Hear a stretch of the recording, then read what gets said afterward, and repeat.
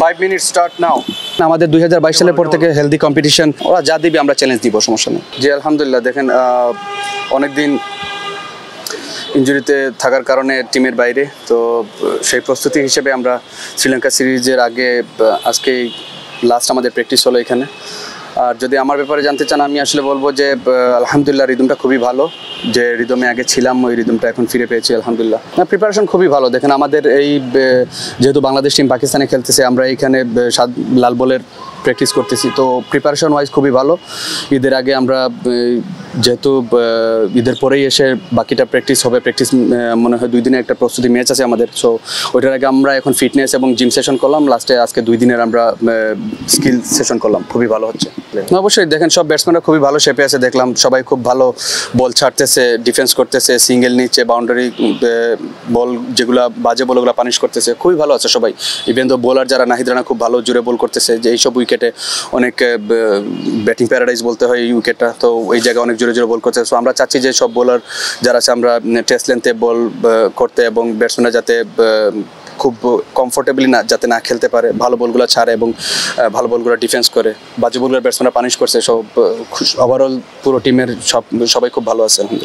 শ্রীলঙ্কায় যখন খেলা হয়, শ্রীলঙ্কা যখন সাবকন্টিনেন্টের বাইরের কোনো টিম যায়, ওরা স্পিন ফ্রেন্ডলি উইকেট বানিয়ে থাকে, আমাদের মধ্যে সিমিলার কন্ডিশন করে থাকে। তো আমরা যখন যাব উপমহাদেশের দল, 2 দলে স্পোর্টিং উইকেট এবার আশা করছেন কিনা, যেহেতু 2 দলেরই পেস বোলিং অ্যাটাকটা এবার মানে প্রায় সমানই মনে হচ্ছে? এটা তো বলা যায় না ভাইয়া, কারণ শ্রীলঙ্কান ক্রিকেট বোর্ড ওরা কী চিন্তা করতেছে আমাদের নিয়ে।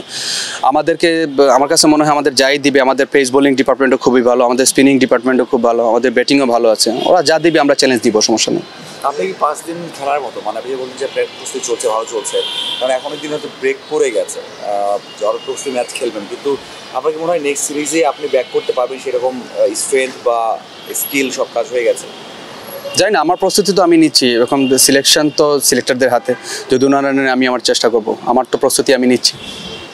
আপনি যখন ছিলেন না আসলে সেই সময় বলা যায় যে আপনার শূন্যতা একটু ফিল করা হয়েছে টেস্ট টিমে। এখন দেখা যাচ্ছে যে বাকি যারা আছে, নাহিদ রানা আপকামিং এসেছে, তারপরে হাসান মাহমুদ খুব ভালো বল করছে, তো কি মনে হচ্ছে যে একটু মানে কম্পিটিশন বেড়ে গেল কিনা? অবশ্যই দেখেন আমাদের 2022 সালের পর থেকে হেলদি কম্পিটিশন আপনারা দেখতে পাচ্ছেন। সো যে জিনিসটা হচ্ছে, বিশেষ করে পেস বোলিংয়ে আমাদের বিশেষ করে সবাই এখন খুবই ইকুয়াল। আপনি দেখবেন যে এমন একটা হেলদি একটা কম্পিটিশন আমাদের শুরু হয়েছে, সো সবাই ইকুয়াল, আপনি যে কাউকে প্রত্যেকটা যে কোনো ফরম্যাটে আপনি নিতে পারেন।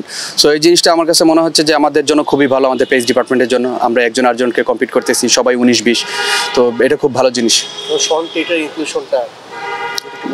খুবই ভালো। দেখেন আমাদের নতুন আসছেন উনি আমাদের দেশে পেস বোলিং কোচ হয়, তো ওনার কাছে কাজ করে দেখবো কেমন ইয়ে হয়। আমার এখনো দেখা হয়নি ওনার সাথে। Thank you.